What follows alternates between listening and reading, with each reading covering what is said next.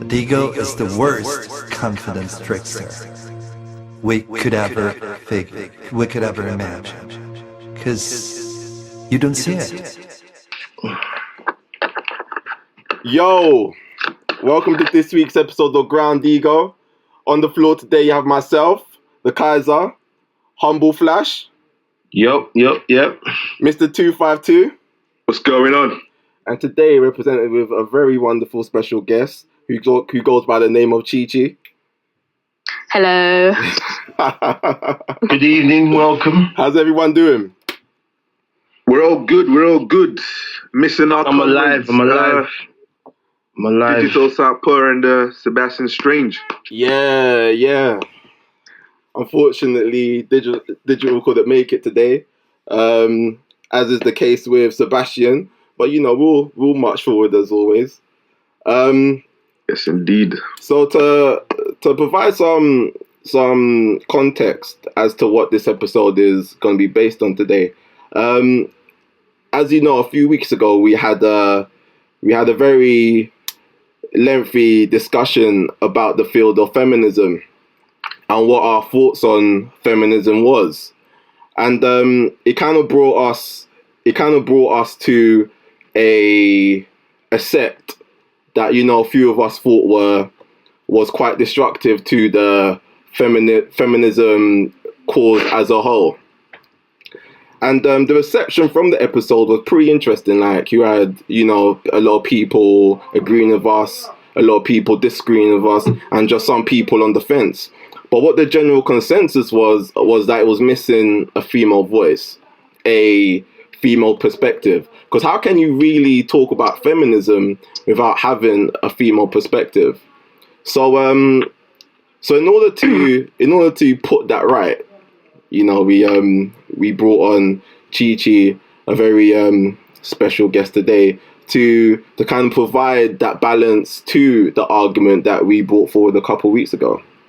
So if you could just give us a little bit of a background behind your philosophy on feminism, Chi Chi, so the audience and just get a little bit of an idea of what your stance is. Okay. So I identified as a feminist from college, but I always held feminist ideologies practically, I would say, like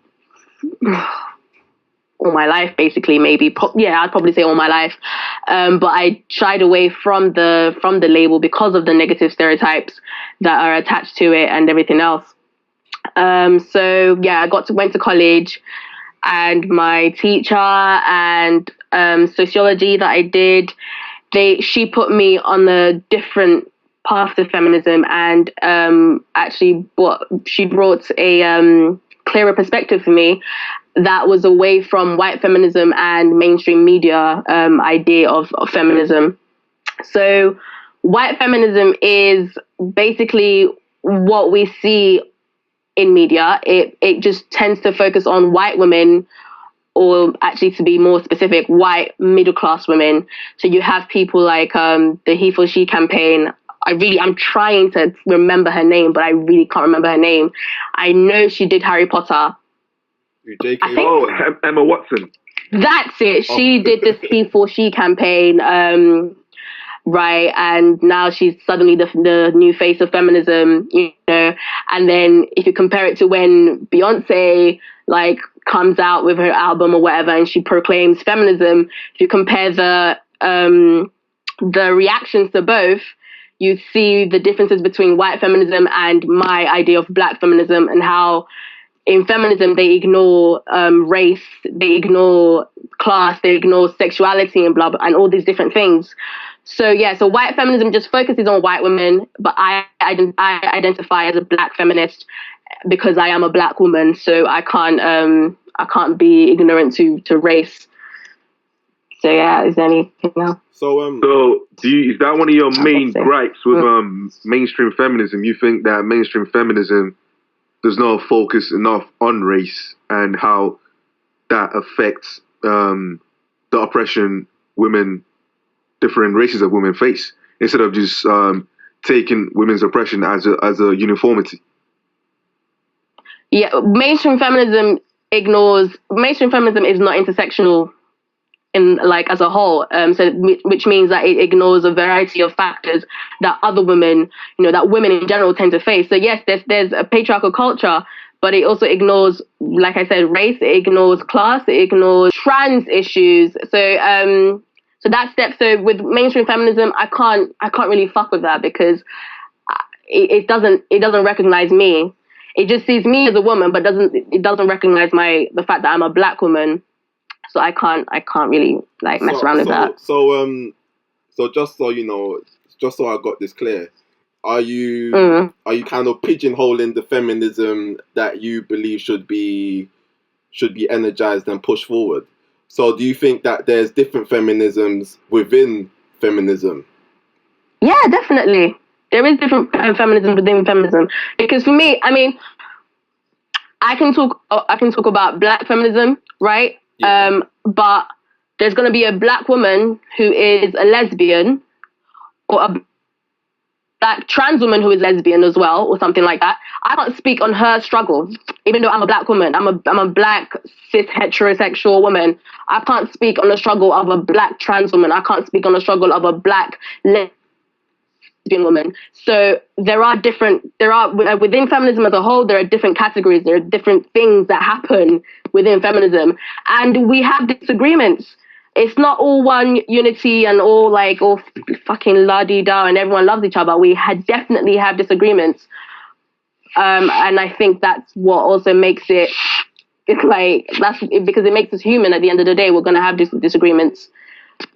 But how do you so from the perspective of like an outside observer like yourself, who can't relate to all forms of inequality, because like you said, you can only talk from the female black perspective. How do you kind of expect people to respond to the fact that there seems to be so much disunity within the feminism movement? Because you're gonna have people like myself who aren't really gonna differentiate between individual factions. Because when I think of feminism, I'm thinking of women as a whole.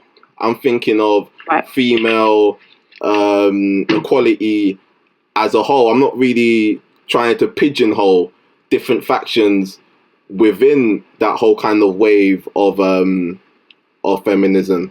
So what's your kind of views? What's your kind of views on that? Then you're ignoring the fact that women are different. Like they're not, there's not one type of woman. If you're going to just think of feminism as just a woman-only thing, you're essentially just following the idea of mainstream feminism. So it's about you and whoever else who has that kind of thinking to actually go and research on feminism and the different types of feminism, because you've got there's the Western feminism and you've got African feminism back home that are very different. They have very different struggles. So you definitely can't just group them all together as it's just feminism like that. We have one idea, yes, which is patriarchal culture and inequality as a woman, but there are categories, and you can't ignore the categories because then you just focus on, like what I said, the mainstream feminism that you just see. So it's about you being responsible enough to actually go and research feminism and try to understand the categories and why there's disunity within feminism. I don't know. I believe it kind of detracts away from the whole feminism cause if there appears to be so much factions, so much disagreement. Because what are you actually spearheading? It appears as if you're kind of giving priority to other voices more than others. Isn't that a little bit of inconsistency? Given other voices, what?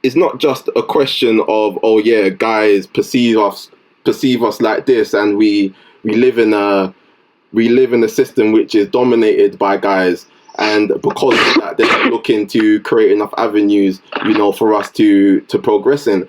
Like, yeah, that may be part of the problem, but I think the major part of the problem is that females see themselves as, not to say unequal to guys, but it's a sense where it kind of makes sense for guys to be in the position in which they are.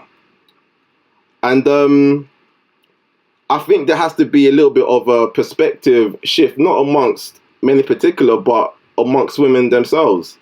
Like, it's really difficult for there to be like a unanimous movement when you still have, perceptions of a female having to be the housewife and staying at home while the man goes to work and provides for the households.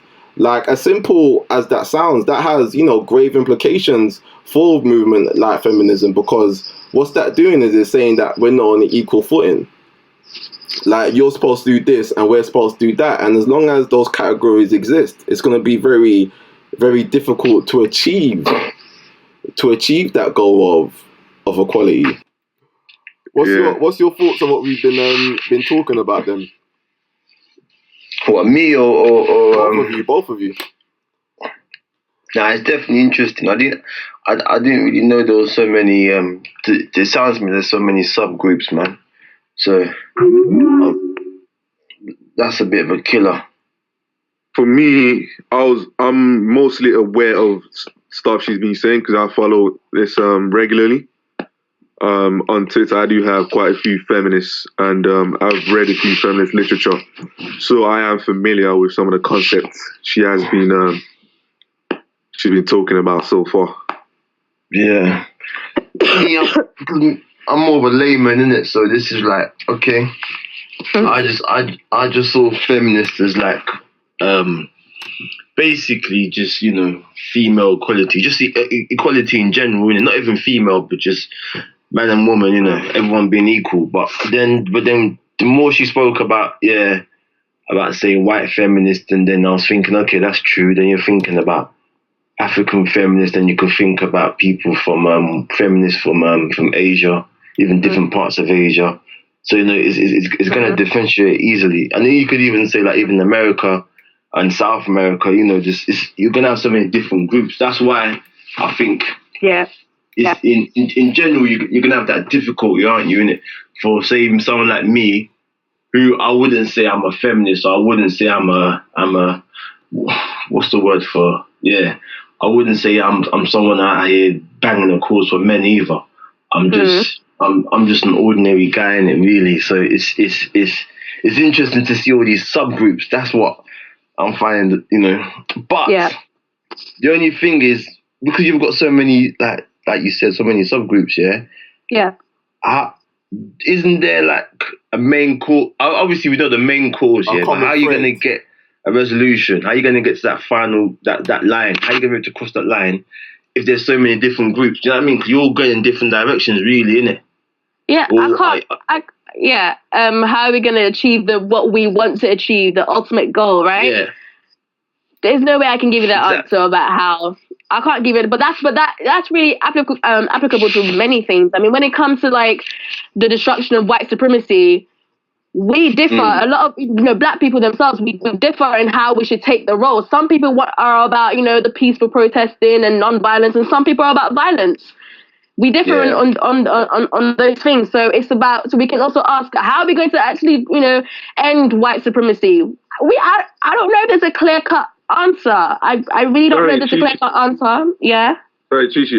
Can you, for the benefit of the listeners, can you talk about what white supremacy is? Because some people, I'm sure, don't even know what it is or why even do I exists. have to talk about it? Haven't you guys done a podcast on this? You guys are slacking it. You haven't done a podcast on this. What do you mean? Yo, I said for the benefit of the listeners. No, they should have listened to the podcast for you guys. Let's you know what?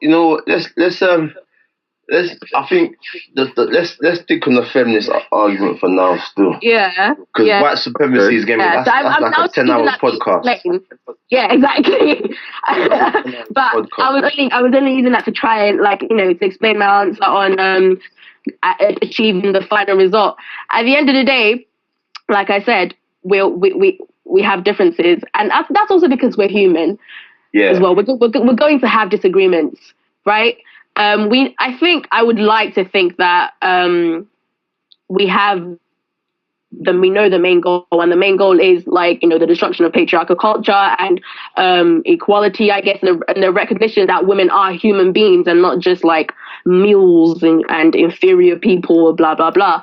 That's like the goal, the ideal goal. But how we're going to get there, it's all about having an open dialogue and trying to understand one another. And I think at the moment, with the fact that what mainstream feminism is at the moment, it's going to take a long time. And that's also, sorry to link it again, but that's also linked to white supremacy. It's going to take a long time before the voices of non-white women are going to be heard, or non-white straight women, non-white able-bodied women are going to be heard.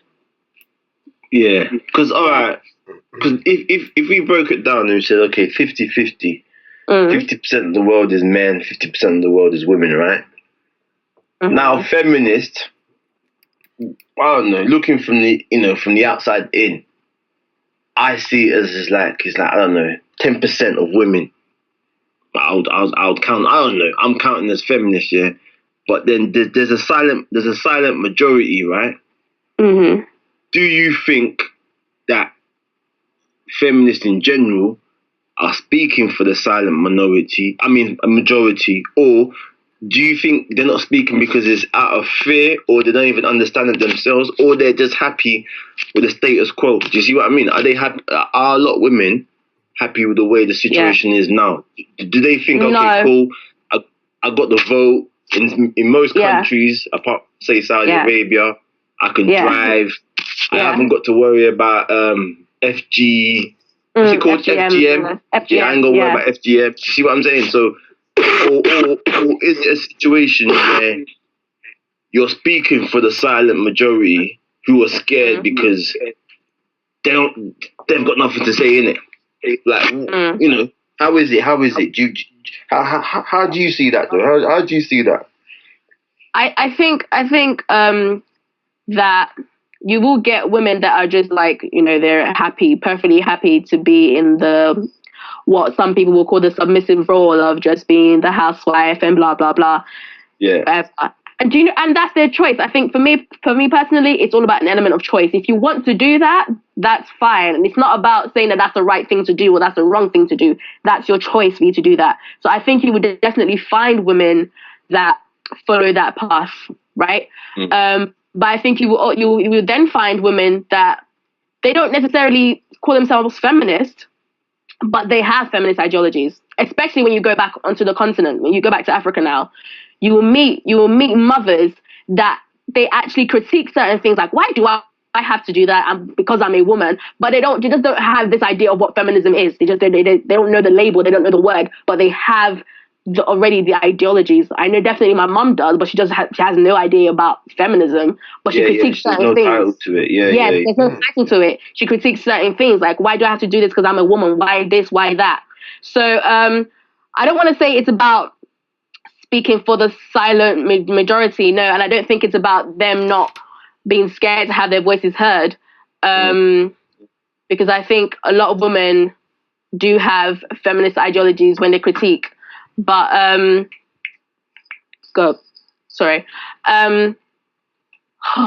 I lost what I was saying.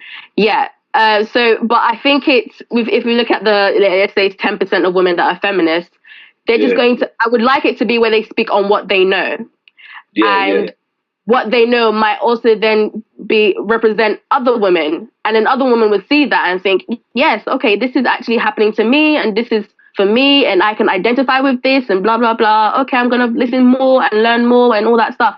I definitely do. Because when I speak about feminism, I'm speaking about for myself and my experience. And if someone obviously can relate to that, then that's wonderful. Just the way, like, how I learned about Black feminism is because I saw Black feminists speak and I could relate to that, relate to them. So I was like, okay, I'm a Black feminist. This is me, because I'm a Black woman. There's no separating the two. So seeing that you, seeing that you, that you see yourself as a feminist, but also you see yourself as a Black feminist, that means you're shedding light on to two forms of inequalities. Yeah. So why do you see yourself more as a feminist? Well, at least this is how I perceive it anyway. That that it seems that you perceive yourself more of someone that's more for female equality in the Black remit instead of equality in the female remit, and also equality in the racial remit as well. It seems like you're really just kind of pigeonholing the form of equality that you want to see. What are you trying to say?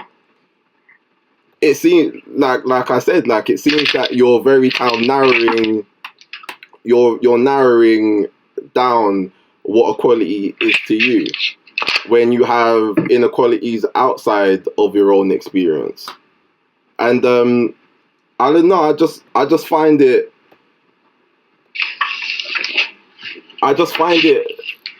quite difficult to perceive how all factions can come together in order to come together and achieve something which they all share, when there's just so much factions and so much I wouldn't want to say disagreement, but it seems like the differences are being amplified more than what the common thread is.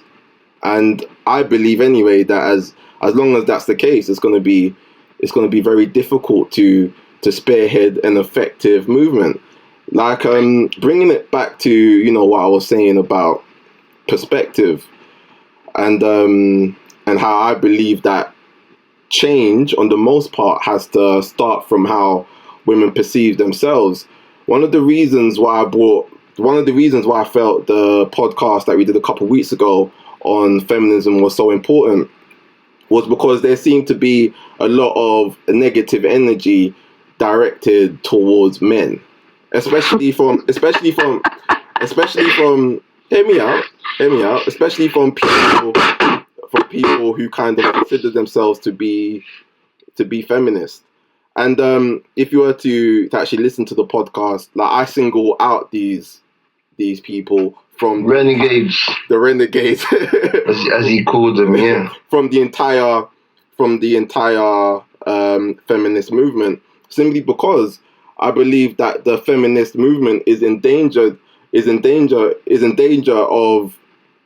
of not being respected in the manner in which it should be, when such energies are being negative energies at that are being thrown at men. It seems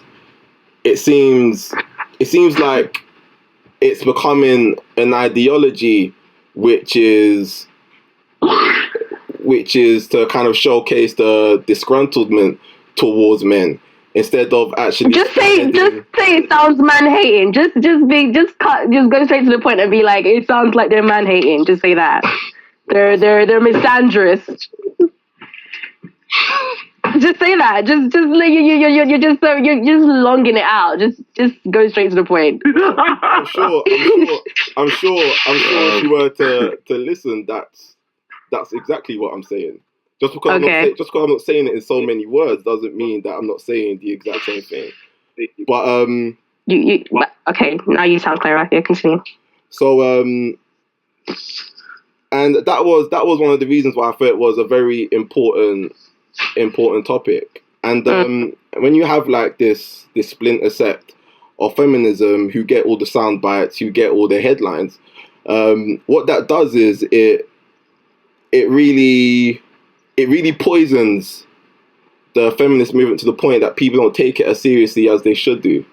And that was my main problem, and a lot of people were actually leaving that podcast thinking the exact opposite. They were thinking that I believe that the feminist movement is stupid, how I don't believe in equality for women, which is absolutely crazy. Right. I love women. I'm gonna say that for the second time. especially when you make eye contact with them in a club, yeah. Hey, we'll leave that for another podcast. Yeah, leave that for another one. But listen.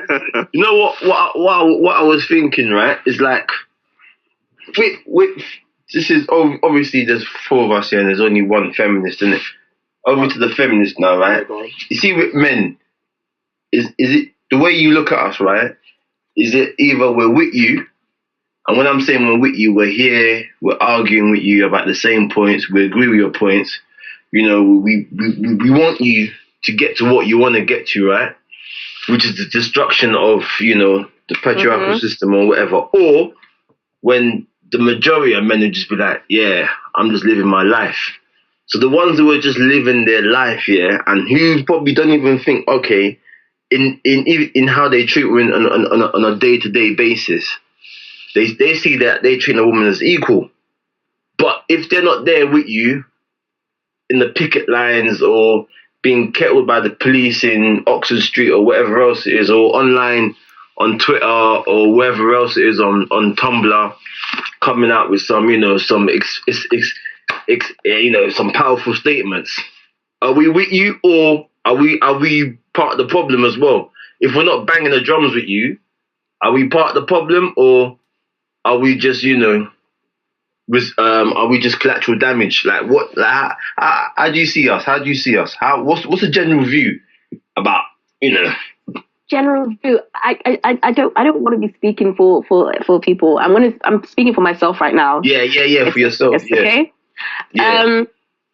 I don't give a fuck if you're going to be at the picket line with me or if you're going to be at the backdrop and just living your life. The important thing is for you to understand that at the end of the day, we have all internalized patriarchal culture, and for you to be willing to try and understand how that adds to your interaction with women and your thoughts of women, because there will always be, you may think like, you're the most, you love women and you see women as equal. I have a mother, I have a sister, I could never be a misogynist, blah, blah, blah. You may think that, but things can show in your interactions with women and in how you speak to them. Little things can show there. So it's about you asking questions, and I don't even need you to say you're a feminist. I genuinely don't need any man to be like, I'm a feminist, but wanting to have a conversation with people that identify with feminism or learning about feminism and going to search more about the different types of feminism. And I'm thinking, how can I unlearn as a man who benefits from this system? How can I be of assistance, in my interactions with women? Do you understand what I mean? That's what is important for me. But I want to go back to, I think it was it Jordan that was talking? What's your name? Yeah. But yeah, Mr. Kaiser, and what you were saying regarding it being a man-hating kind of thing. I feel like, for me, personally, you sound like a white guy when it comes to matters of race. Because like what white people tend to say is, well, aren't black people the ones kind of killing each other now most of the time? Aren't you guys the ones actually kind of holding yourselves back because you think that everything's about race when really it really isn't? I'm just like, trying to help you out, and you're not, and you think everything's all about white supremacy when there's really nothing there. You're the ones that's holding yourself back. So I feel like you because as a man, you don't get to see what we see. Do you understand what I'm saying? Just as white people don't get to see what black people see, they don't get to experience what black people experience. Men, don't get to experience what women experience. Do you kind of understand what I'm saying? Like, I'm hoping you do. Like, you don't get to experience what we experience. So imagine that being a black woman now who experiences race and sexism. It's like a whole different world. It's a whole different world, because white women will never get to experience racism and white men won't experience sexism. So, like, to kind of respond to your point, what I was trying to get across was, do you place feminism on a higher rung than racism? No. So because they're not separated for me. They're not separated for me. So I can't. And that's what I mean. You're not the first person to ever ask me that, and you would definitely not be the last. As a black woman, would you be fighting for the black man or the white man? Where do you want to stand? You're a black feminist, blah blah blah blah. I'm a black woman. I didn't choose to be black, and I didn't choose to be a woman. So I'm not going to separate my blackness from my womanhood. Like, those two, they coexist, they come together for me, because my race is sexualized by white men and my sex is racialized. So my experiences, like I was saying, is they're going to differ from what. So my idea of sexism, what I face with sexism, is going to differ from what a white woman faces with sexism, because she has a certain kind of privilege. And just like I have a certain kind of privilege, I have heterosexual privilege. So my experience as a heterosexual black woman is definitely going to differ from a lesbian woman, a lesbian black woman, because she's part of the LGBT community, and they face a certain kind of oppression as well. So do you understand? So and I'm not going to tell her to pick. You have to pick between being a lesbian, a black person, and a woman. You have to pick one of those. You can't just have all three, because that's her identity. That's who she is. I can't tell her to pick. So no one can tell me to pick. I'm not. No one is one greater than the other. They're both at the same level for me, because I'm experiencing both. Like, as far as what you're saying about picking, I'm not getting at that. I'm not getting to the point where you have to pick which one, because obviously you're talking from an individual perspective. You can only relate to your own personal experiences. I'm talking about the movement as a whole, which is bigger than you, which is bigger than me, which is bigger than everybody that is considered to be the oppressor. What I'm saying is that the movement loses focus when it splinters into so many different categories. Like, of course, everyone knows that there's racial inequality.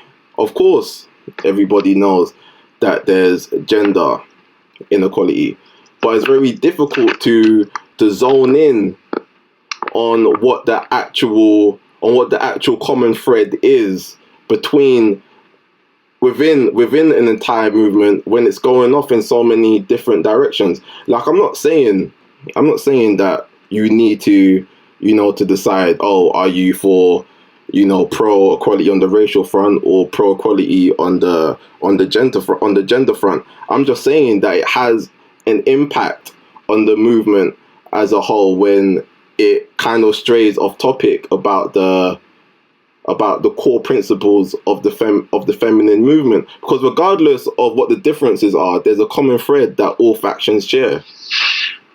And I just believe, like, for there to be more of an effective movement as a whole, as an aggregate, like, everyone has to be on song. Of course you have racial inequality, which exists in the world today. Like, I'm not going to say that isn't the case. The fact that, you know, you're female and you're black, that's, you know, a double whammy. And I get that. But as far as trying to, you know, sway the people, you know, you can consider to be. Jordan, you're echoing a bit. Am I right now? Yeah, not anymore at the moment. You were echoing before. Can you hear me good now? Yeah. Okay, cool. Yeah.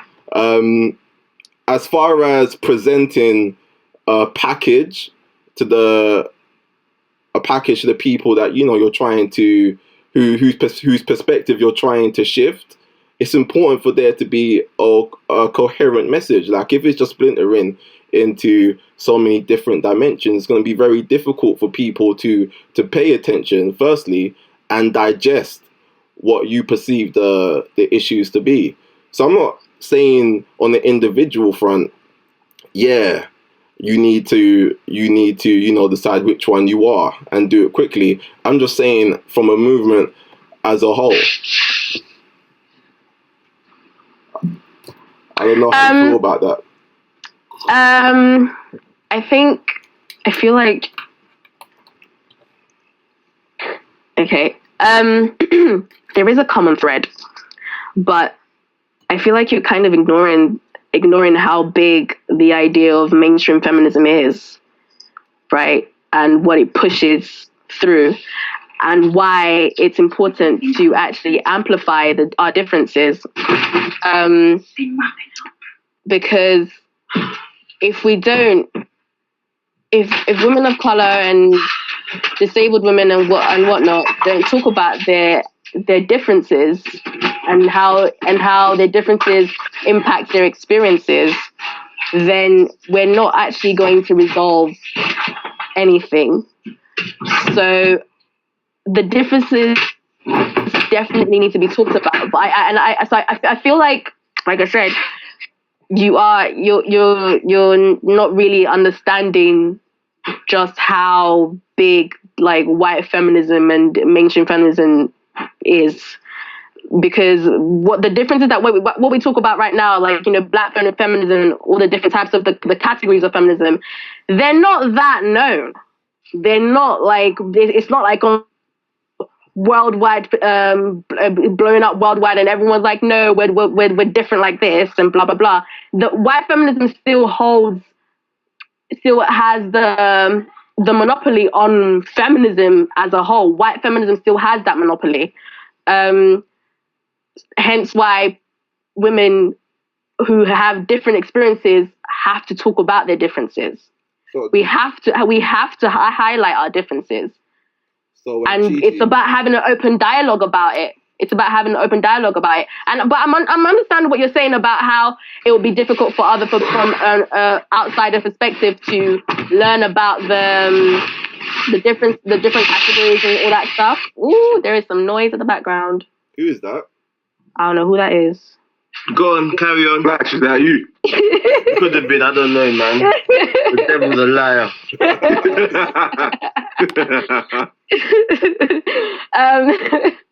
Yeah, so I understand what you're saying in terms of, from the outsider perspective, you know, if they were to go on to Google about the different categories of feminism and stuff, it would be a whole long list and having to learn all the different kind of things. But it is important. Like, we can't, I don't think we can't actually just be like, okay, let's just all come together under just a common thread and just focus on that. Well, it's important that we learn all the subcategories. I'm not saying it's important that you learn all the subcategories. I'm saying it's important that we have these categories and talk about our differences. Oh, yeah. Okay. I think it's important for us to do that. Like, because they impact our experience as a woman. Do you understand what I mean? Yeah, in different parts of the world. Yeah, you can see that. Yeah, it's all about having that dialogue. But at the end of the day, white feminism as well, kind of, it has a barrier and is not letting us have the open dialogue that we're willing to have. we're open, we want to talk about our differences openly so that we can actually go forward. But because of white feminism and white supremacy as a whole, they're going to act like, no, there's no, there's no racism. We don't need to bring race is different to feminism. Race is different. You being disabled is different to feminism. They ignore that. Do you understand? So it's going to be difficult. Like Flash, you can call me a relative layman when it comes to feminism and the different categories within feminism. But like with myself, and I'm sure a lot of people can agree. Like when I think of feminism, I just think of equality for women on a whole. And if that's the case, is it a thing where only white women will benefit from any kind of breakthroughs in this mainstream feminism movement, as you call it? Yeah, because I think just seeing it as it's all about equality and stuff, but it doesn't really focus on like the issues. It ignores the fact that patriarchal culture is pervasive. It ignores patriarchal culture. It ignores then we've got rape culture. That it ignores all these different things.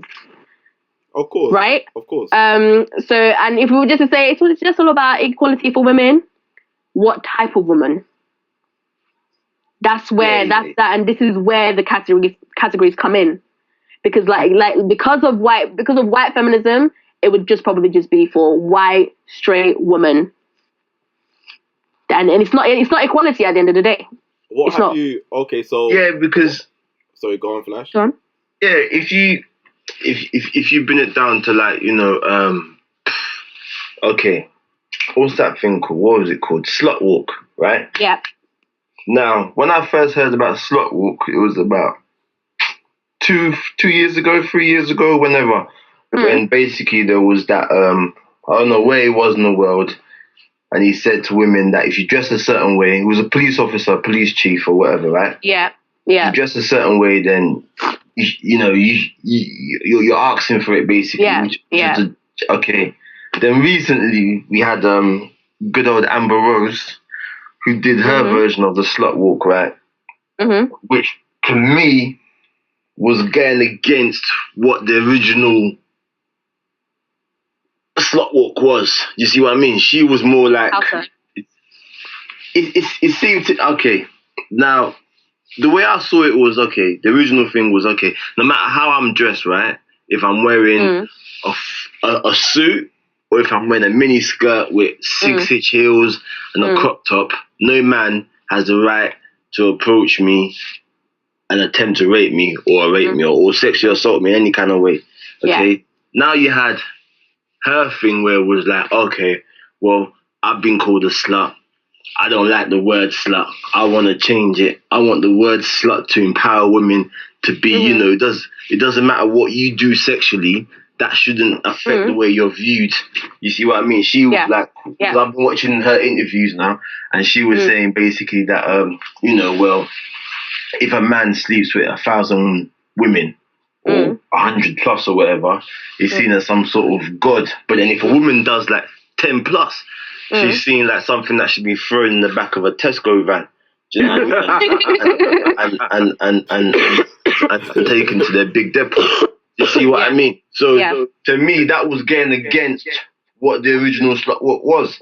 And that, to me, is what I see is the problem with feminism, because there's so many voices. It's kind of hard for me, the layman, to know what the hell is going on. Do you see what I mean? Because if I was just sitting here and someone stopped me on the road and said, "Okay, listen, mate, do you reckon there's equality between the sexes?" I'd be like, "Nah, I don't," because firstly, obviously, I know about the lack of pay. We're not paid equally. I know about that. And then I'll talk about the sexualization of women. Okay, I'll talk about that, but I'll say also, but women contribute to that themselves, and sometimes I think there's a bit of a double standard, but we'll get into that later. And then I'll say, okay, then you've got that, and then I'll then that's just me. I'll be like, that's all I know. So it's a lack of pay and the sexualization of women, and then probably something to do with maternity pay and how women feel that, you know, they have to come back to work quickly, or they don't get paid correctly, or they have a pressure put upon them to not take their full allocation of maternity. You see what I mean? And like when I was seeing recently, when I was talking about an original podcast, I said, well, you know, there's been a few high-powered women in CEOs in what's that place called, Silicon Valley. Well, basically they've come against, you know, these big corporations and said, listen, I got pregnant, but then I was forced to come back to work quicker than I wanted to. Or then when I came back to work, my position was downgraded because, you know, I've gone against what the company wanted, which was to have children. So that was what I would see, and that's what I would think the general populace of men would understand to be what the problem is. You see what I mean? But then when you go into it and then you talk about all these different things, it becomes a bit of a mind fuck. Do you see what I'm saying? Because it's like, because as an African, as a West African as well, I know the difference between men and women. It's different to how men and women are in the Western world. You see what I mean? So I can understand that, innit? But then also with growing up in East London and having friends from India, Pakistan and Bangladesh, I know that they've got their own problem there, which is different from the general feminist issue. You see what I mean? Because you've got so many lanes. It's like when you pull up, it's like being in Tesco, innit? You pull up and you're thinking, all right, where am I actually going to take my shopping? What lane am I going to choose? You see what I mean? Am I going to choose the empty one, or am I going to go for one that's packed, or am I going to go to the self-service? It's so much. It's just you get lost in it, and then because then I do feel that women don't help themselves. You have the enemy within. Do you see what I mean? Because obviously when you talk about the sexualization of women, right? Now, okay. Say for you, for example, you are a celebrity, right? And you looked a certain way. Okay, so you had large breast, small waist, and a big bum or whatever. Okay. You went on TV and you went on a talk show. And say the talk show was this a panel of 3 men or whatever. Now you get on there, and then you know they start talking about your physical shape and your physical form. They might even get to stand up and twirl around. Okay. Now, like I said in the original podcast, if that happened now, the next episode there'll be a whole line of women with placards outside saying that's not right, that's whatever. Objectifying women, okay? Now, put it the other way around. There's a man goes on there, says, "Who's the guy who's 4? What's his name? The actor. All right, no one knows his name. Okay, but let's say there's a buff guy. He's he's in shape. He goes on there, and he goes on say, what's that program called? No one probably know, but it's called Loose Women. It's on every day. The View. Yeah. Loose Women, yeah. Or The View, okay? If they got him to back off his top and do the double bicep pose, a week later, there won't be no placards outside of men. There probably won't even be any women complaining that, oh, you just objectified the guy. Do you see what I mean? Yeah. And sometimes there's that double edged stand. I'm like, hold on, what is it? Do you see what I mean? Because you'll see stuff like that. We'll get told we shouldn't objectify women, we shouldn't catcall women, and blah, blah, blah, blah, blah, right? But then, if I'm out on a night out, yeah, and I'm wearing some purple chinos, which are rather tight on my ass, if a girl walks up to me and grabs my ass, it's all right. It's all right. You see what I mean? But then if I do it the other way around, and you shouldn't be angry too. Ow! I'm in trouble. But that's also because of the that's a negative consequence of patriarchal culture, because it says that men should expect sex and men should never turn down sex and men should like those kind of advances. You understand? If you don't like it, say you don't like it. Nothing's stopping you from saying you don't like it. If you feel like you are seeing a man being objectified because of they telling him to strip and whatnot and whatever nonsense. If you feel like there was no need for that, they're just leering at him, they're just lusting after him because of his body and whatever. Talk about it. Say it. Be happy to say it. And it's not no problem. But we also shouldn't ignore the element of choice in these kind of instances. All right, we shouldn't ignore those kind of things, because for me, but like I don't want to throw in more labels, but like I would say that I'm a sex positive kind of person, and the whole idea of women fucking as many women and people as they want, like, do whatever the fuck you want to do with your vagina, do what the fuck you want to do with your penis. I really don't give a fuck. I don't care. As long as it's clean, yes. As long as it's safe and it's consented, do what you want to do with your body. Okay. Do you understand what I mean? It's all about choice. It's down to you. It's down to you. So that's how I see it. So when you were talking about the whole slut walk thing, I mean, I don't think Amber Rose would actually know about the other idea of slut walk that happened a few years ago. One. Yeah. No, the original one, right? But to her, I mean, the name slut walk is not going to be, it's not copyrighted, okay? It's just happens, right? So her reclaiming the word slut it's not a problem. Because it's all never about, gonna happen though, is it? Okay, so just like we're trying to reclaim nigger. But we still reclaim nigger. We're still trying to reclaim nigger, because at the end of the day, we're calling our friends man nigger. We're doing this, man nigger this, man nigger that. Do you understand? But then, as soon as a non-black person calls me a nigger, then it's a problem. Yeah. So because you have to think about, but that's because you have to think about where it's coming from. You have to think about you have to think about all the context of the word. But there's also not a problem in reclaiming the word slut. I mean, I call myself a hoe. But when someone tries to use it as an insult to me, that's when it's a different matter. Do you understand what I'm saying? Because it's like, you call yourself a bad bitch. I don't know. I don't care for those words. I don't care for bad bitch, whatever. But I don't care for it. I don't have any problem in anyone calling themselves a bad bitch. You're not going to read her book. You're not going to read her book, How to Be a Bad Bitch. No, I don't care about Amber Rose. I don't care about Amber Rose. I'm happy she's doing whatever she wants to do. I just don't care about her. Like, it's only recently now that she's come to light for me, but I've never really cared about her. I support what she wants to say, but I also know that she's problematic as well. I know, I saw an article about her book, and I know that she's problematic and she has her issues, right, that she still needs to address, but probably won't address. But that doesn't mean I'm not going to be against the whole slut walk thing, because I see where it's coming from. And I would, if I was in America, I would have gone. I would have definitely gone.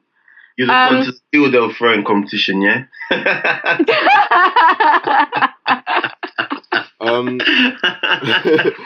Do you know what? I think Flash brought up an interesting point about the idea of contradictions. I don't really think it was answered properly. Like, because when you was referring to the example of, you know, a female touching his ass. Okay, like, we live in a society where, you know, guys should feel, you know, where it's expected for the guy to feel, you know, honored or privileged for such thing to happen to him. Right, yeah. But it shouldn't really be looked from that perspective, because that same person who just pinched, you know, Flash's ass in this hypothetical scenario with the, you know, the tight purple trousers. Yeah. Is the same person who'd be offended if a guy was to do that to her. Yeah. Not all of them. Not all of them. Not all of them. It actually, you know what? To be honest, let's even pull that back. It depends on the guy. You see what I'm trying to say? It depends on the guy who does it. It depends on the girl. Because say, alright, put it like this, right? Mm-hmm. If the girl finds the dude attractive, she's not gonna mind, is she? 9 times out of 10. But the guy doesn't need. But you gotta understand if the dude looks like Welvin and Great, and he's coming off the bus, there's gonna be a problem. And that's where there's a problem. That's the way I see it. You see what I'm trying to say? I don't think that should matter though. It shouldn't matter, but that's what happens though. That's what happens, isn't it? But now we're dealing with the reality of the situation. Let's be real, innit? Before we were dealing with the utopia of how we would like things to be, how we think things should be. But the reality is that isn't the case. So if it's a thing where a female feels, vindicated to touch a guy's ass, and the guy should be all right with it, regardless of how she looks like. Because, there've been a few scenarios where, girls done a cheeky one and squeeze my ass, and she's right there behind me with a big grin on her face. And it's like, if I was a guy and I was to do that to a girl who may not even have considered me to be attractive, then there's a problem. And it's all right to be like, oh yeah, like things should be like this, etc., etc., etc. But if you're not even tackling the contradictions which are byproduct of this system that we live in, and also what you're trying to spearhead, it's going to be a very difficult thing to kind of push forward to the people you're trying to swing your way. What you're saying right now just kind of evidences to me that you probably really don't know much about the feminism outside of mainstream feminism. I know feminists. I'm talking about contradictions. You're talking about contradictions. You're talking about the byproducts of patriarchal culture. As simple as that.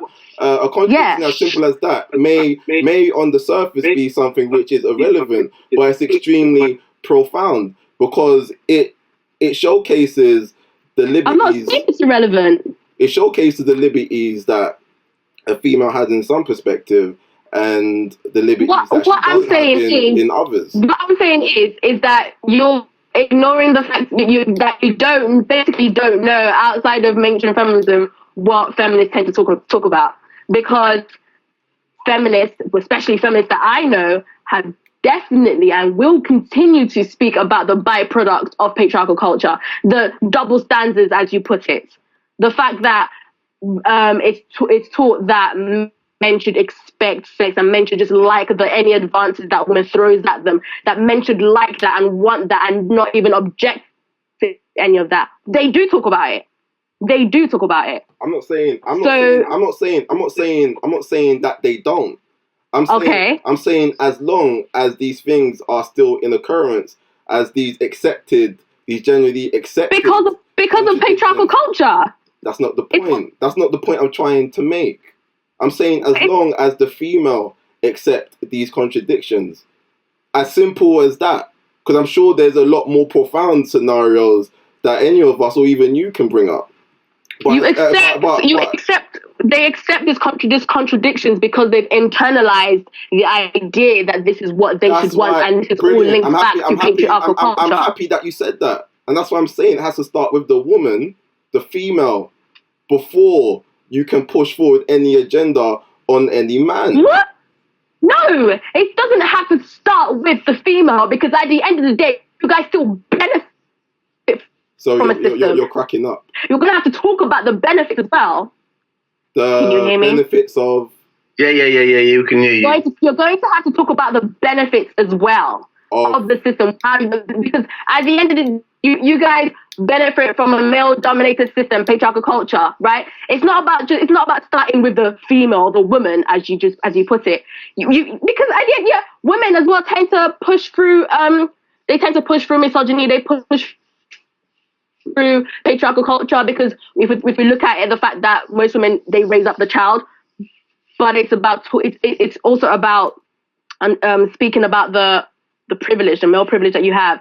It's all about speaking about the inequalities that's going on.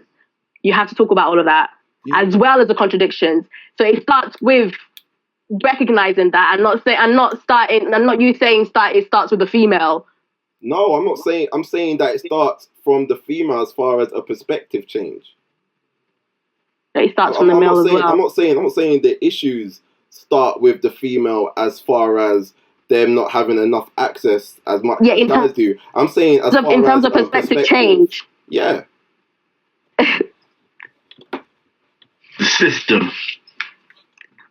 Strongly. If you're saying perspective change has to come from women, that means you're kind of implying that the problem lies with women.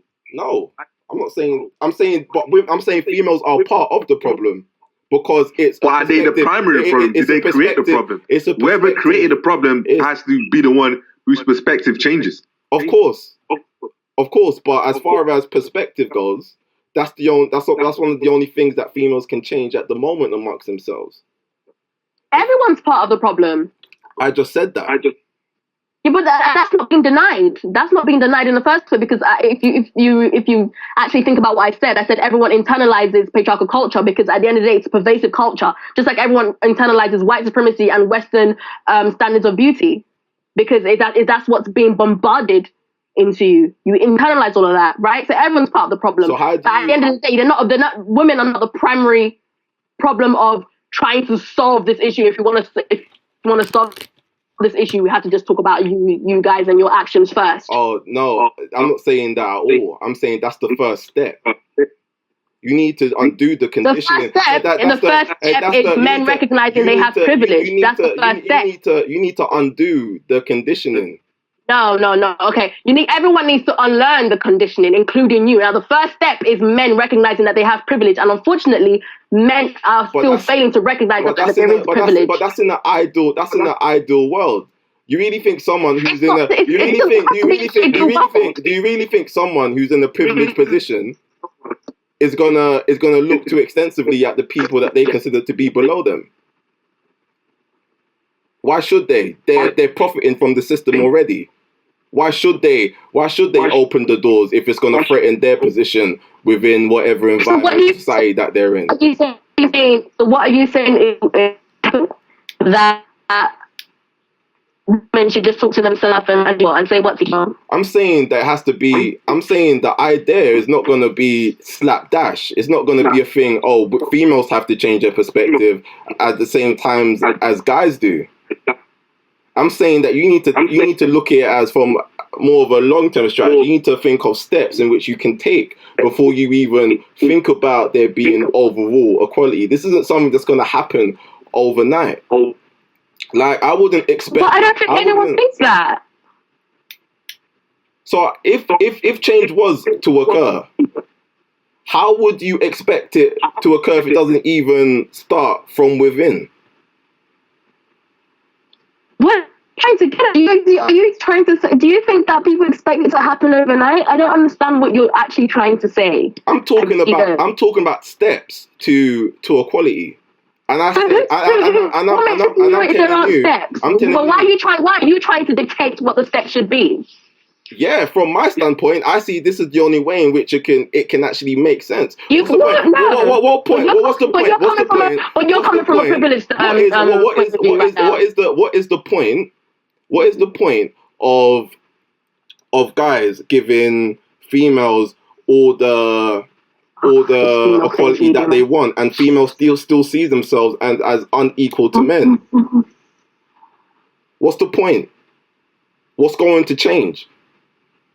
Females need to see themselves as equal to men before men are ever going to be willing to actually open those doors.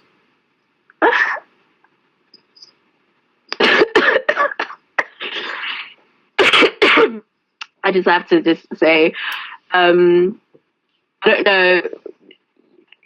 You can't dictate what to be. I'm not dictating anything. I'm saying what you're trying to dictate what the steps should be. I'm saying what I believe the first steps to be. You can't criticize. But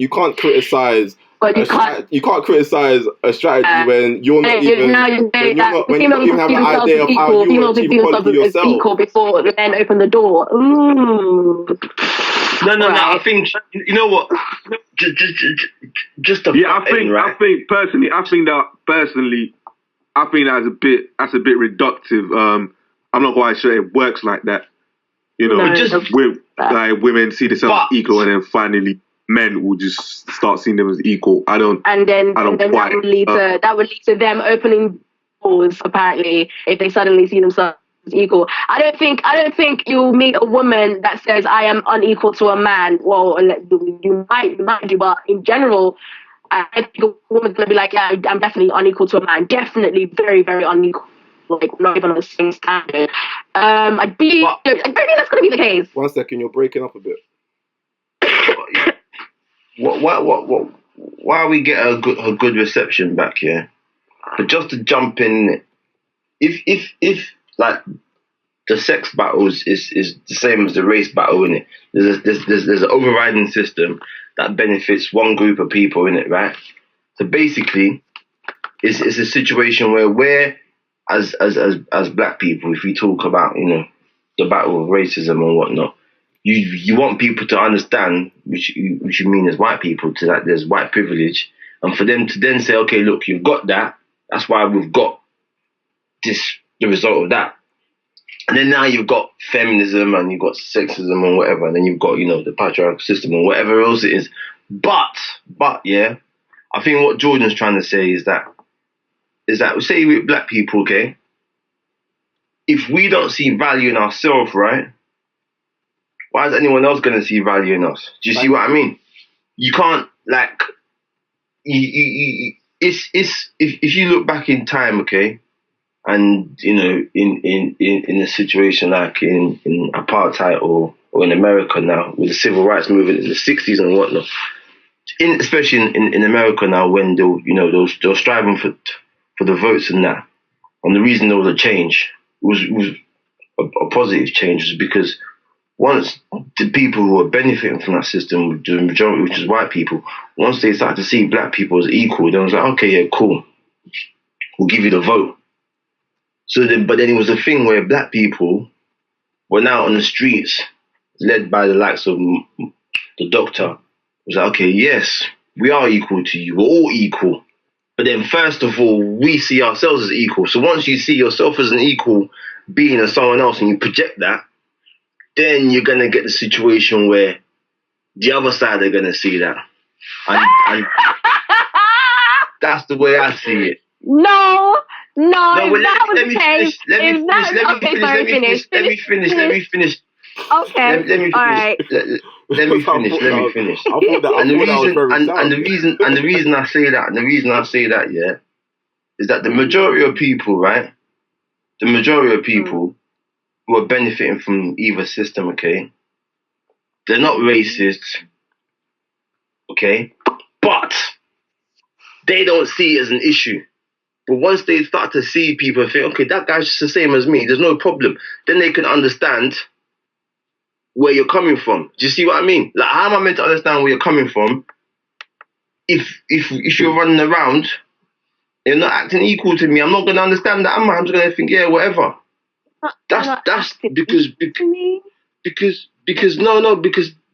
why thing is this. Why do we have to prove? I'm not saying you have to prove. I'm not saying you have to prove. But the majority of people on this in this world, right?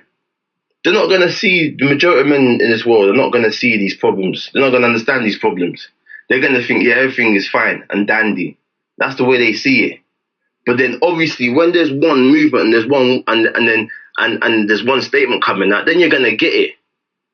Just that's what I think Jordan's trying to say to you. Then you're going to get it. There are strong echoes of something feminists call respectability politics in terms of like, if I see myself as equal, then suddenly you're gonna start seeing me as equal. I think it's a power relationship. So if you see yourself as less than someone else, right? And then you're moaning, you think they're not gonna take it, are they? But the problem isn't that black people see themselves as lesser or that or women see themselves as lesser as men.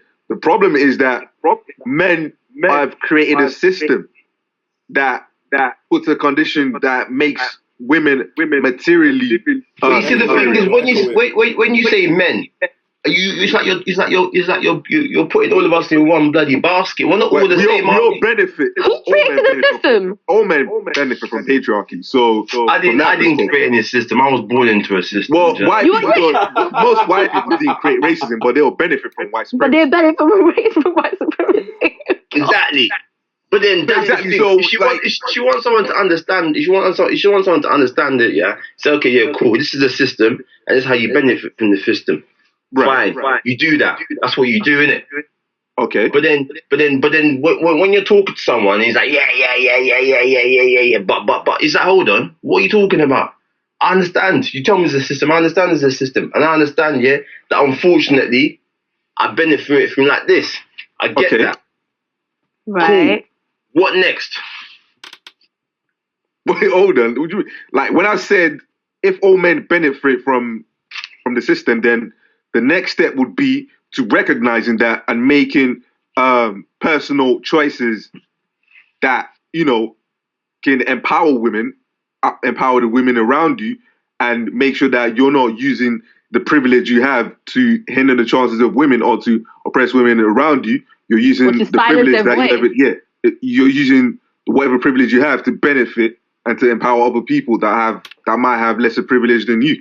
So that would be the next step. So we have to help. But what I'm saying, when I say all men benefit from the system, and teaching the men around you as well. If you're going to learn that, once you learn that you have this privilege, once you learn about patriarchal culture and how it affects you and how it affects women and all the important detail, now it's about you teaching other men. Because at the end of the day, fact is, most men they're not gonna take us seriously when we start speaking about male privilege and stuff like that. Most men don't. They only tend to listen to other men. When men start talking about it, that's when they take it seriously. Just like most white people when start taking racism seriously until a white person says, "Oh, there's racism is still happening, police brutality, blah blah blah." Until he sees someone like them speaking it, someone that that of privilege speaking it, that's when they kind of understand. So for you, when you find that when you learn all these things and you're unlearning patriarchal culture, you're unlearning misogyny, you go and that's when you use your privilege to speak to other men about it. And then, sorry? Sorry, I just wanted to say, going back to the earlier point that if you start seeing yourself as equal, then other people start seeing themselves equal. Remember that Martin Luther King, the guy was dressed in suits, like finely tailored suits, ironed suits, walking out there, behaving themselves, and they still got clobbered over the head, still got hosed down, got dogs sicked in them. Was that because they weren't seeing themselves as equal? Nah, but I didn't say, hold on. Wait, Hold on. Wait, slow down. Take it back.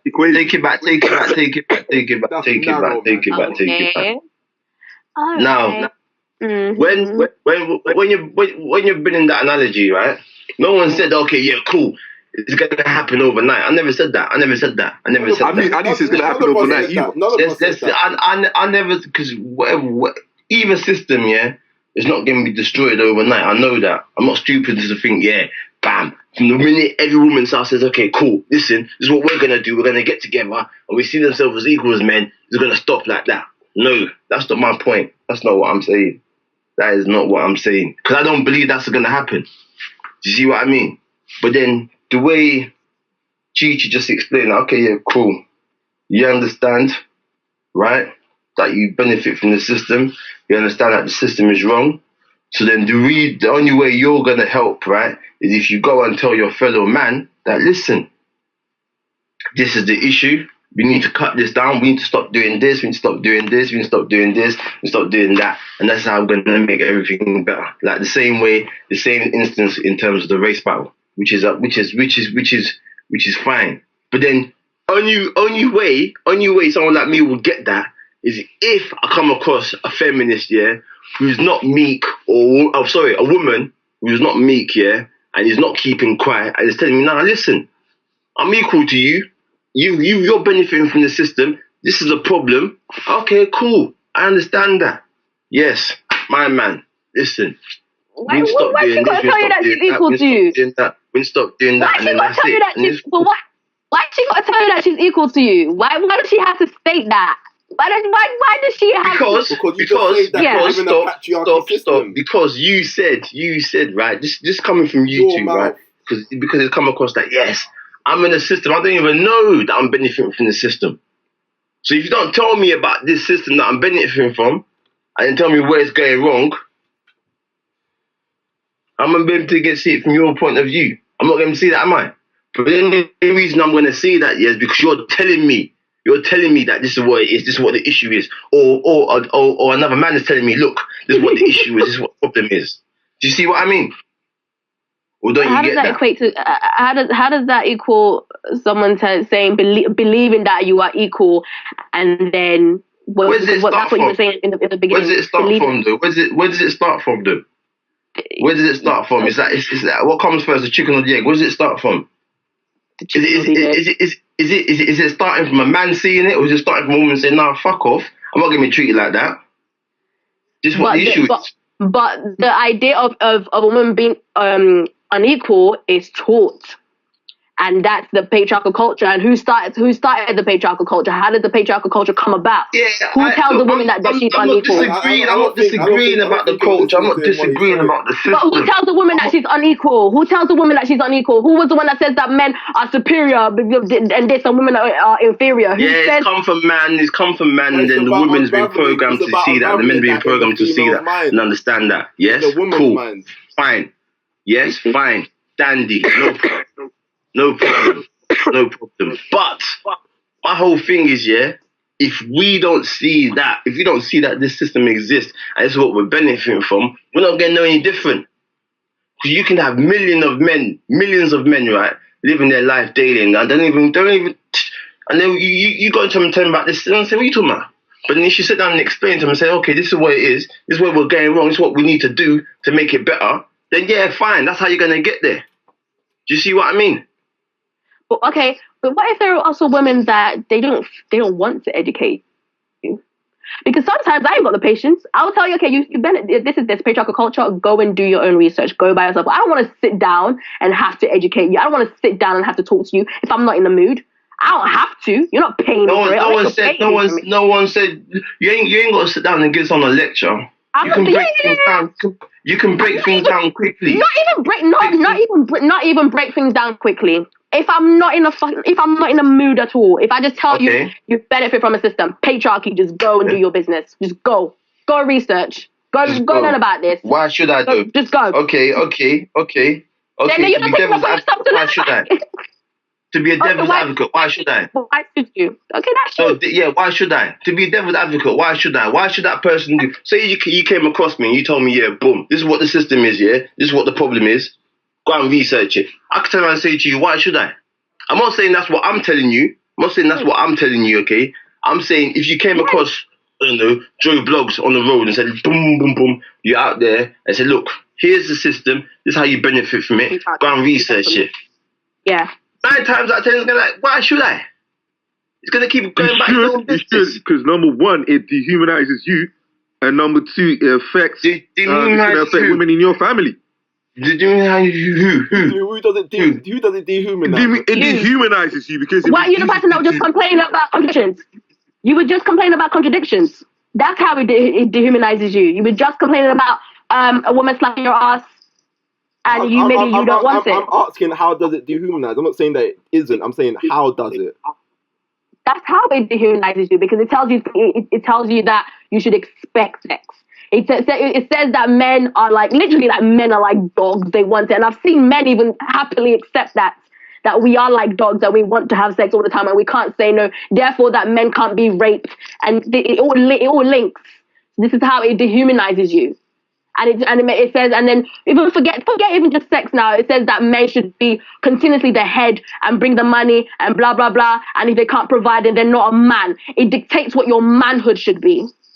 That's how it dehumanizes you. It doesn't give you, it strips you of your choice in a way of what a man should be. And it creates hypermasculinity.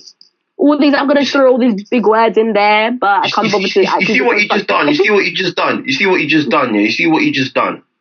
You've just broken it down. You just explained it. If you don't explain it, Joe Blogs on the roadside is not going to know what the hell you're talking about. He's not going to say, oh yeah, actually, you know what? Yeah? This is me personally. If I'm not in, if I don't want to explain it, why? But why shouldn't you also just go and like your brain be like, oh, someone just said something that I benefit from something. You may even want to just go look at it like, she doesn't know what she's talking about. What am I benefiting from? That's not the way it works, though. So what you want me to coddle you and constantly break down everything? No, I'm not. No. Hold on. Let's rewind. Yeah, for you and Mr. 252. I'm not saying me. Okay, but I'm telling you. Yeah, when you go out and meet Joe Blogs on the roads and you tell him this and you just say to him, "This is a system, and the system's wrong," he's not gonna walk off and say, "Okay, cool. They've got a point. That's it. They're right." But if you don't sit down with someone, okay, and tell them why the system is wrong, if you don't do that, because he might not think he's benefiting from that system. That system doesn't probably exist to him, yeah? If you don't tell him that, if you don't help give the guy a prod, try and prod the guy along. Do you see what I'm trying to say? It's like a child, isn't it? You try and help someone along. Because to be honest, yeah, it's childlike. Because if you don't see it, if you don't understand it, you're not gonna go out there and learn. And I'm not saying me. You just see it as a way of life. Me. But Flash, that's what the whole feminist movement is about. Then, like, there are women that are happy to take time out. There are women that are happy to take time out, sit down with whoever it might be that wants to know more. There are women happy to do that. I mean, there are women that, in fact, there are some women that go out there to approach people. I've watched programs where they featured a woman that just went around the street, went into barbershops and started talking to men about, feminism in general and patriarchal culture and all sorts. And, yeah, we need to know that. There are academic institutions, there are organizations that are happy to sit someone down. Nah, I don't think institutions are the way forward. I think I'm saying that if you want to learn, they are available. There are organizations available. There are institutions available. Academic, non-profit, whatever. Okay. But listen, you're saying those institutions and whatnot, yeah? But Barry down the pub now, or Jamal in the chicken shop, they're not going to no institutions to learn, are they? But there are when I say institution, I don't actually mean like an academic institution, like going to college or whatever. I'm just saying institutions that are dedicated to providing that kind of service to people who might be interested in learning more and knowing more. So it doesn't have to be in a formal structure. It doesn't have to be in a formal structure. Unfortunately, and someone like dictates to you. All right, this is probably the wrong word. I can't even use that word. I'm not going to use that word. But unfortunately, the majority of people, okay, the majority of men, right, are not going to be like learned individuals to be learning about such things. You see what I'm trying to say? Like you said, the woman. They have access to internet. Does Barry from the pub have access to internet? Yeah. And what's Barry from the pub? Is Barry from the pub on Twitter? Chichi, let me throw it back to you. Barry from the pub, yeah? He's on the internet, he's on Twitter. Who's he following on Twitter? What's he looking for on the internet? You're saying, yeah, you've got these tools. We've all got these tools. But if you don't help the person, if you don't help the man cross the road, how's he going to get to the other side? You can't just say, look, there's the other side of the road, cross it. Do you get what I'm trying to say? There are people that are willing to do that. Like what's your name? 252 or 242, whichever one it is. Like he said, 252. Like he said, there are people that go out there and do that. Now, if I personally choose not, how do you say you need more of that? How do you know? You clearly don't know what's going on. You clearly don't know I'm sorry. You clearly don't know what's going on. You clearly don't know what's going on. Okay, so no, you don't. I'm sorry, you don't. But if I choose, hold on. I live in England. Do you want them like Jehovah's Witnesses? Do you want them like Jehovah's Witnesses knocking on your door every day? Is that what you want? I don't understand. Do you want a leaflet for your door, letting you know, this is feminism, patriarchal culture? What do you want? Do you want them to do a brochure every day? Chichi, okay. You're telling me I don't know what's going on, okay? So tell me what is going on. Where are these people? We're helping Barry and Jamal learn about this system. Where are they? How are they accessing Barry and Jamal? Okay, so now that you know about feminism, why are you going to help Barry and Jamal? I'm not. Hold on. I asked you a question. Where are these people in it? You're telling me these people are active. I don't know what's going on now. Barry and Jamal? Give me these examples of these. I don't know what's occurring. Give me these examples. There are Flash. There's workshops happening every day. Barry and Jamal not going to no workshops. Talking about your average person. Hold on. There's black men. I know black men that are holding workshops about feminism and hypermasculinity. I know black men doing that every Sunday. I know black men doing that. We're in church. Not in church, no. Not in church. Round the corner from one though. It's Jesse. Jesse does one of those. I think either in SOAS Uni or something. A little workshop for black men. It's recorded. Okay. Talking about feminism, and not even just only about from the women's standing, talking about how it affects us as a black man and what we can do and blah blah blah. They have this. I've seen there's Jamal and shit, the typical Jamals on Twitter, where there are conversations about feminism going on, and I know it's leaked onto Jamal's timeline. You know, he may not be following those kind of people, but it's leaked on, and then you get them trolling and you get them mocking, making a mockery of it. And these are people talking about feminism. You get this kind of Jamals. Okay, so what do you want people to do? Do you want feminists to be outside standing on the street every day? We're not Jehovah's Witnesses. All right, we have other things to do. We have other things to do. Devil's advocate, that might help. No. You're not providing us. You're not providing us with the income. You're not giving us the funds to do all of that stuff. Why can't you raise the funds yourself? There's GoFund out there and there. All right. I'm just All right. No. You see, here's the problem. No. You just Do you know what? Okay, no, I'm sorry. So why don't you go do that about white supremacy? Why don't you go out there and actually go meet every fucking Phil and Frank and be like, oi, mate, come. You've got white privilege. Sit the fuck down. We're going to talk about white supremacy. Why don't you go do that? How do you know I don't? So how do you know I don't? How do you know I don't? You said yourself like what 20 minutes ago. You can't be fucked to do that. So how do you know I don't? Let's not go off subject and then assume that I don't. Let's not assume that one doesn't. Or I'm not talking about myself. Okay. Which is what. Let's come together and out on the street and talk about white supremacy and start handing out brochures and start handing out leaflets and everything. I'm like, all call white people to sit down. Let's talk about white supremacy. Let's all do that because we've got nothing to do with our lives. Nothing else to do with our lives. Just to sit down and talk about white supremacy all day. Flash, if I'm being honest, I don't think that's a viable saying that, how can Joe Blogs access this sort of information to know more? I don't really think that's the problem at all. Like, you can access however, like, the information is out there. It's on the internet, it's on Twitter, it's on YouTube, it's on organizations everywhere.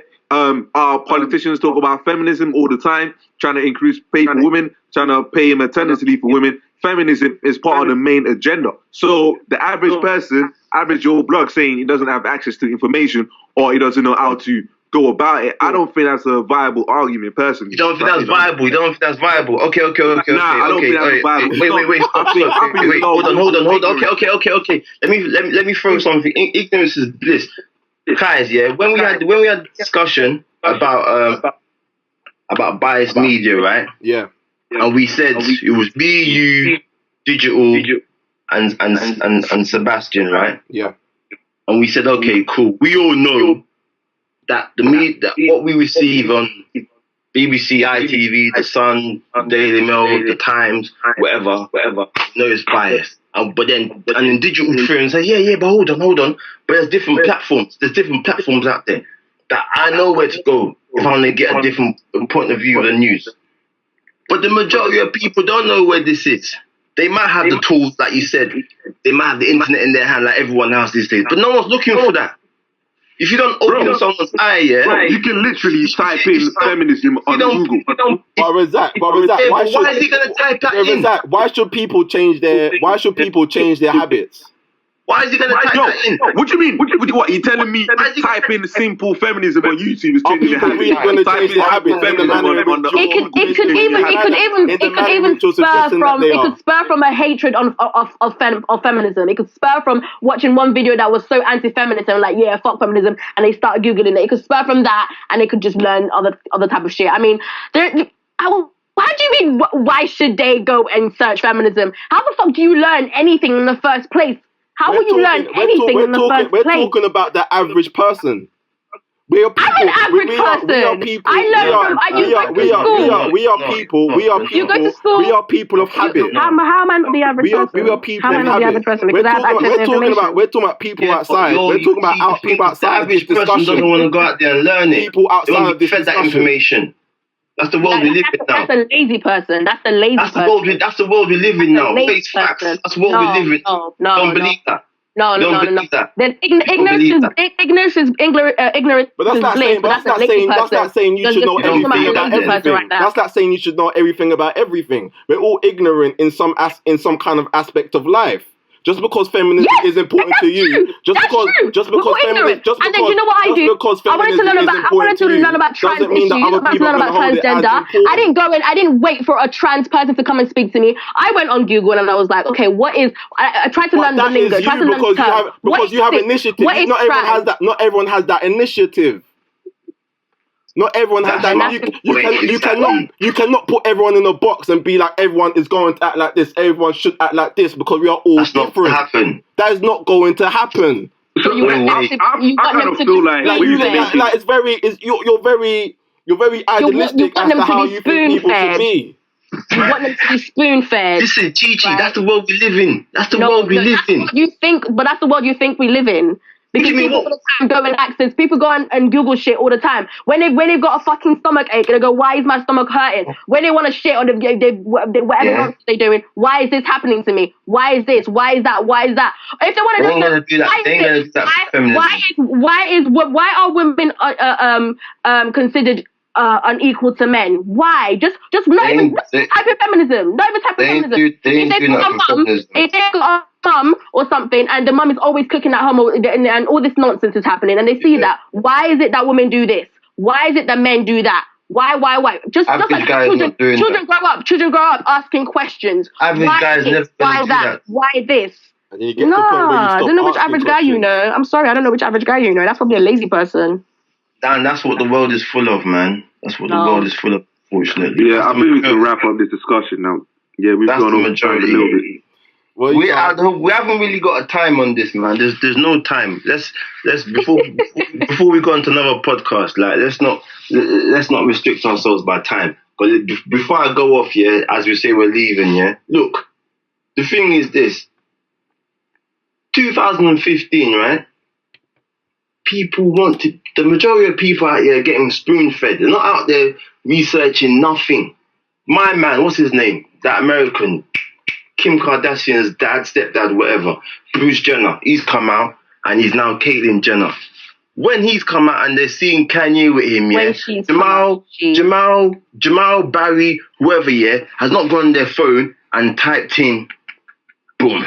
They haven't done that. They haven't done that. They don't do that. It's not going to happen. And so let's face facts and realize that. Like, okay, you've got Mr. 252 who's come across certain topics on Twitter. Then he's done his research, and he's delved into it more, and he's delved into it all. Like, likewise, I might do with certain other subjects, yeah? But what I'm saying is that the majority of men, okay, aren't going to do that. Even though they've got the greatest tool in the world in their hands, which we all have, right? People aren't doing that because if you look at, back to race, and we talk about race and white supremacy and whatnot, in this country, yeah, this anti-Muslim thing is going through the roof. Through the roof. Britain's First is probably one of the fastest growing pages in Britain, and their whole agenda is anti-Islam from top to bottom. But if Barry or Jamal, like we're seeing, or Jamal's sister, like we saw 2 weeks ago on the bus, talking about she's going to kick some ISIS girl's head off, right? She's got a phone. She could easily go and research that, but she doesn't. And that's the majority of people. So, Flash, so what does that say about the majority of men when they can't do a simple task such as researching about feminism? What does that say? What does that say? You tell me. Yeah, what does that say about the majority of men? then? Is that What does that if say? we're buying into your line of argument, argument that most men out there can't be bothered to go out there to do the research, do the necessary research to know about Which is the so what does truth. that say about the majority of men then? Well, if we're buying into that argument, the argument you presented. I don't speak on behalf of all the people you're talking about, if I'm to be honest, nor am I going to. Like we all measure what's important in regards to us based on our own personal experiences. Feminism to Chi-Chi is going to be different to someone like myself, because I haven't experienced her sense of, female so I haven't experienced, female inequality from the angle in which she has. So you need to kind of put yourself in the shoes of the people you're trying to convince, the people whose opinion you're trying to sway. Like, it's very easy to be like, people should be like this, but are you like that? Do you know every philosophy that's going? Do you know every scientific theory that's going? No, you don't. And from that perspective, how are you going to expect everybody else to? So I believe that you need to really kind of zone in onto what's important and think about the realities of this whole movement instead of imposing what you believe everyone should be like. Because if you keep on hearing it from that angle, you're not going to go very far. You're just going to be seen as a very loud herd who aren't achieving much. And are we saying feminism hasn't achieved much? I'm not saying that it hasn't.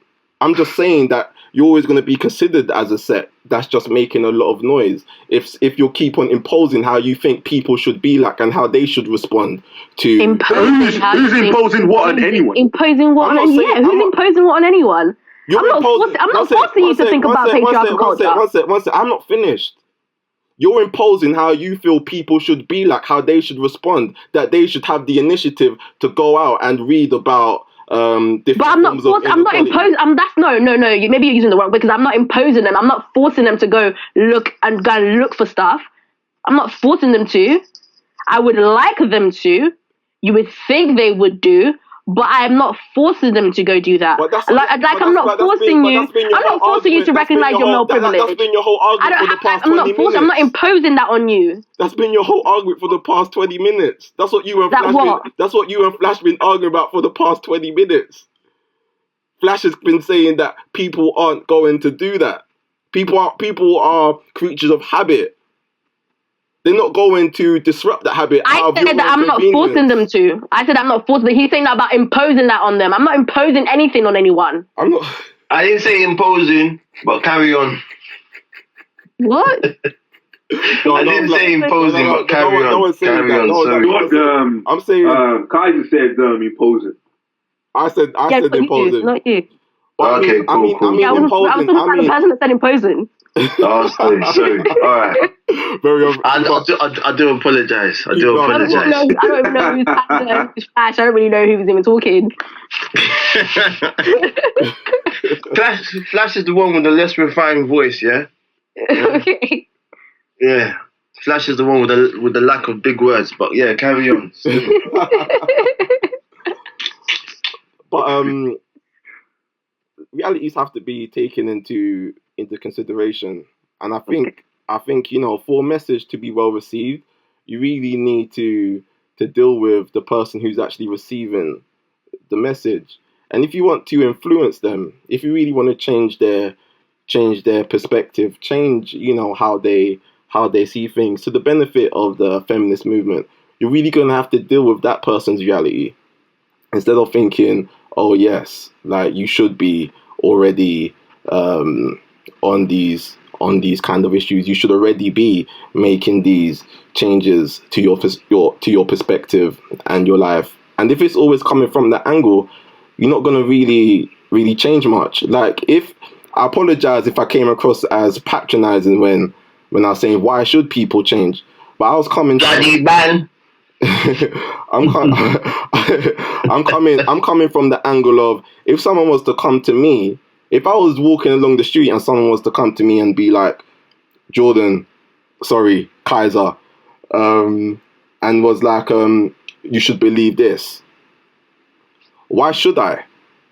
Like, I already have a system in place that works for me.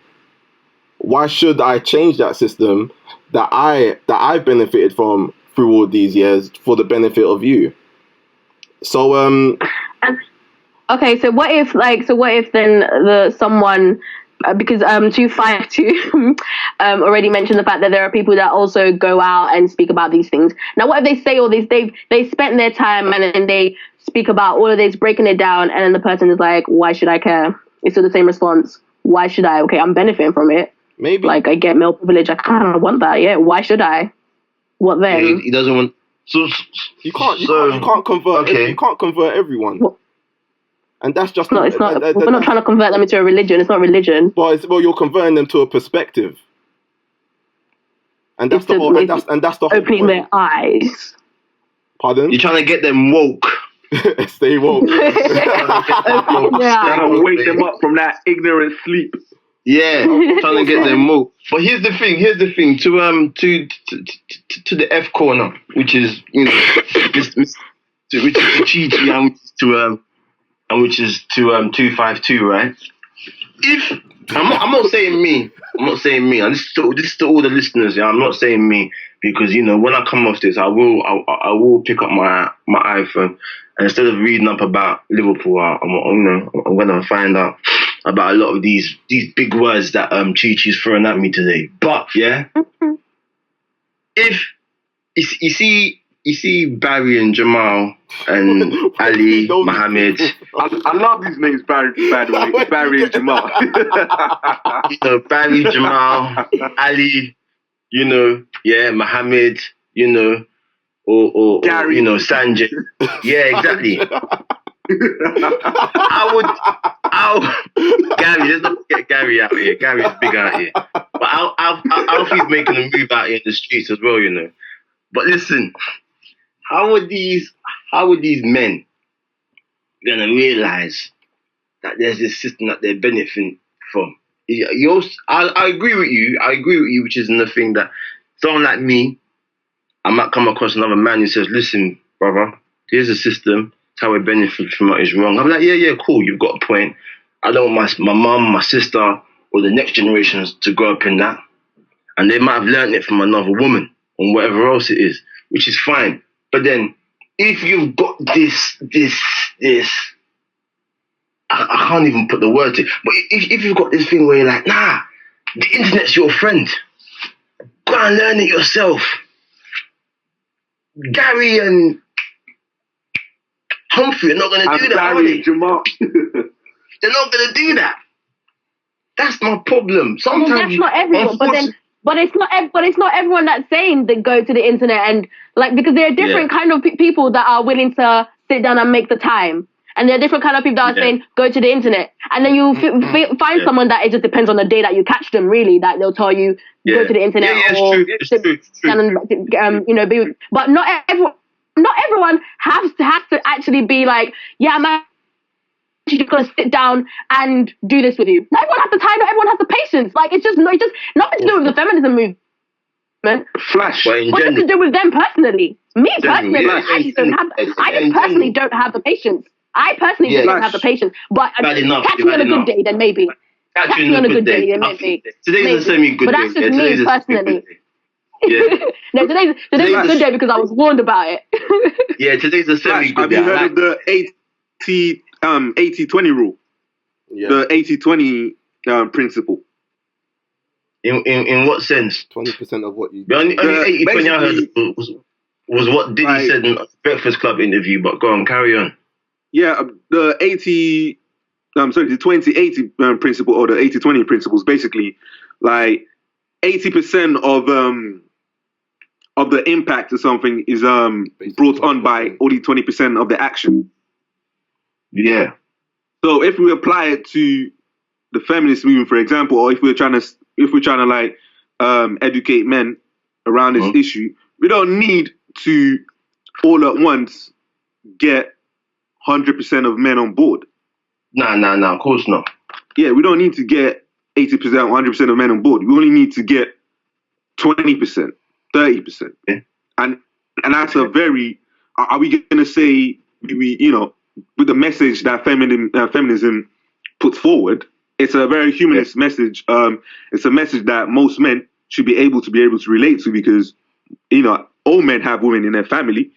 Depends what feminists are talking to. Well, all men have women in their family, number one, and two, a lot of issues that feminists do put forward, these issues affect men as well. So I think that we don't, 100% of men do not need to be brought on board. Just the 20%, 30% of men need to be brought on board, but to get real, push forward in that. Just to be the devil again. Sorry to my It's a role you're good at playing. You like being a demon. Yes. You like being a demon. So devil's advocate. I wouldn't want to ever be friends with someone like you. But go on. What do you mean? I'm humble. Don't call you Flash. Call you devil's advocate. I'm humble. No. Hey, please. I'm humble, man. I grew up in the church. I'm humble. Continue. Say you said, what I keep hearing is but these men have got women in their family, mothers, sisters, aunties, daughters, and whatever else it is. But that's not. But a lot of times they're still bastards, even though they've got mums, daughters. That's no argument. They're still misogynistic. They're still definitely And in some cultures, they actively go out of their way to step on her neck. Do you see what I'm trying to say? And it's just I can't that argument there, that point of line. I don't think we should use that to be like, okay, listen, you've got a mum, you've got a daughter. I'm saying that I brought 2 points. I said it affects women in your family and it affects you as well. At least if you can't put yourself in the shoes of women, at least take care of your self-interest and how this issue affects you as well. So I put forward 2 things there. It affects you and it affects women in your family. Okay, 252. I think we're gonna leave it there. We're gonna wrap this up. I think I've missed Downton Abbey today, man. I might catch home then on the +1. But go on, carry on. Yeah, man. It's been a brilliant discussion as always. Just to get a quick roundup, if everyone can just kind of say a few sentences to round up their perspective for tonight, and we can leave it there. I'm gonna go first because I benefit from the system, so the man should always go first, isn't it? So So basically, I just want to thank Chi for coming on here today. Of course, I'm breaking down a lot of things and to be the opposite voice to what we had on the first podcast. Even Mr. 252 as well. He's on Chi side as well. So I appreciate that. And I'm on the side of justice. I'm not on Chi-Chi's side. Hold on. I'm on the soapbox now. Please, back away from the mic. Please. Okay. So Chi, please come back again. Even next week. Like, we're not always going to talk about feminism because that's not the world, and we're not always going to talk about race. We'll talk about other things sometimes. So thank you. It's been a pleasure, and I'm going to go and educate Baron, Jamal, Gary, Humphrey, Alfie, Ali, Sanjay on what's really going on. Like I do, you should really. I mean, if you're interested, if workshops are your thing, I mean, the Black Man workshop thing that they do, that I know that someone I know does, you should definitely check that out as well. Yeah, definitely. You're probably following me on Twitter now, so I'll hit you up. I don't think I am, but I think you should. Then I'll get the information though. Yeah. Okay. I don't even know your Twitter. Okay. Humble Flash. Because I'm a humble man.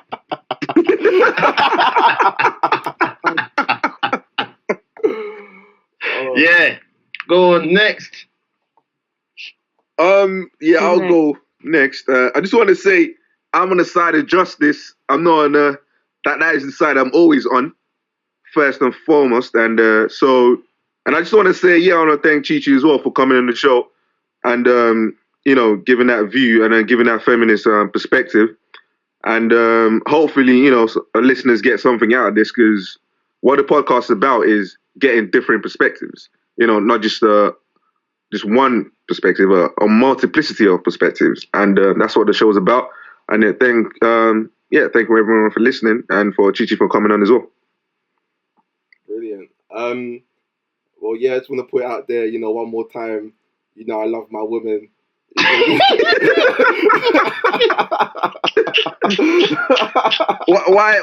Why not convinced? but yeah, I'd like to thank Chi-Chi also for coming on the show and giving it a new lease of life. As far as my parting words, I'll say that I'm all for female equality. I just believe that the message has to be more fine-tuned in order for the movement to be as effective as it should be. That's me. Cool. All right. Does Chi-Chi, do you have anything you want to promote? No. Just thanks for having me. That's all. Yeah. Thank you. Yeah. Okay. Thank you. Right. Well, Peace. All right, guys. We'll see you next week. Yeah. Peace out. Bye. Peace and love to the world. Bye. Humble Flash. Oh my gosh, fuck The off. Kaiser.